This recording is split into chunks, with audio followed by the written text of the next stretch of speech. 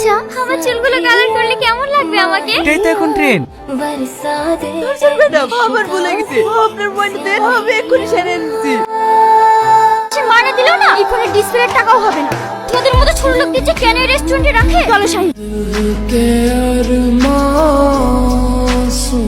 ওরা কারা মা? তোকে বিয়ের জন্য দেখতে এসেছে। আমি এখন বিয়ে করতে পারবো না। পাগলামি করিসনি, তুই তোর আপুকে ভালো মতোই চিনি। তাড়াতাড়ি রেডি হইলে। সত্যি ভাই, এমন ভালো ছেলে পাওয়া এই যুগে সত্যিই খুব কঠিন। আব্বু, আমি এখন বিয়ে করব না। কেন? আমার এই বয়সটা আনন্দ করার, ঘুরে বেড়ানোর। এই বয়সে আমি বিয়ে করব না। বাজে বকো না, ওর মতো ছেলে আমাদের এই অঞ্চলে আর একটাও নাই। হতে পারে ও ভালো ছেলে, কিন্তু আমার ওকে পছন্দ না। তোমার পছন্দ আমি জানতে চাইনি, তোমার কি পছন্দ সেটা আমার জানা আছে। তোমাকে রোহনকেই বিয়ে করতে হবে। তুমি বিয়েটা করে ফেলো। কি? তোমার মাথা ঠিক আছে তো? সব শুনে যেটা বুঝলাম, তোমার আব্বু যেখানেই হোক তোমার বিয়ে দেবে। আমার মনে হয় এই ছেলেটা অনেক ব্যাকডেটেড। একে বিয়ে করলে তুমি নিজের ইচ্ছে মতো যখন তখন আমার সঙ্গে দেখা করতে পারবে, নিজের ইচ্ছে মতো যে কোনো জায়গায় ঘুরতে যেতে পারবে। আব্বু, আমি ওই ছেলেকে বিয়ে করতে রাজি। তোমরা বিয়ের ব্যবস্থা করো। আসসালামু আলাইকুম।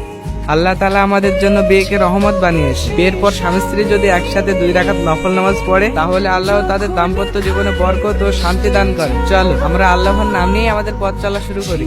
ছাড়ো আমাকে। অনেকক্ষণ থেকে তোমার বকবক সহ্য করছি। কে তোমার বউ? আমি কারোর বউ না। ছোট থেকে আমার একা ঘুমানো অভ্যেস। এই বিছানাতেও আমি একা ঘুমাবো।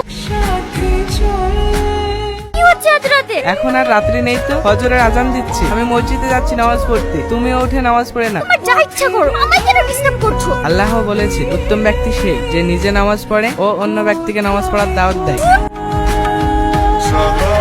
কোথায় যাচ্ছ তুমি? একটু বাইরে বেরোবো। আজকে বাড়িতে অনেক মানুষজন আছে, আজকের দিনটা বাইরে না গেলে হতো না? না হতো না, আমার ফ্রেন্ডসরা আমার জন্য অপেক্ষা করছে। তারা মাহি, তুমি যে পোশাকটা পরে বাইরে যাচ্ছ এটা ইসলামে করা নিষেধ আছে। এত অত্যাচার আর ভালো লাগে না।